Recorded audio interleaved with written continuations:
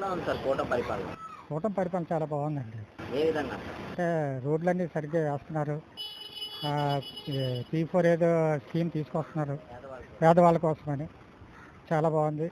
గతంలో పోలిస్తే ఇసుక దొరకలేదు సార్. ఇసుక ఫ్రీగా దొరుకుతుంది, ప్రతి ఒక్కరు పనులకు వెళ్తున్నారు. ఆ. మీరు ఏ విధంగా చెప్తారు? అదే చాలా మంచి పరిణామం ఇది.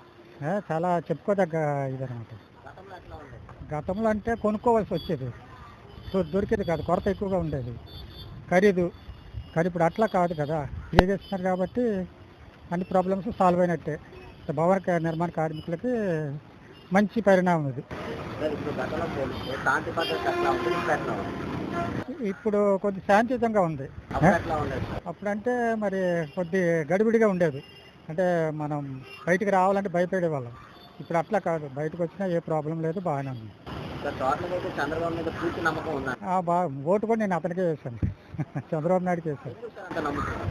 అంటే ఆయన అనుభవజ్ఞుడు.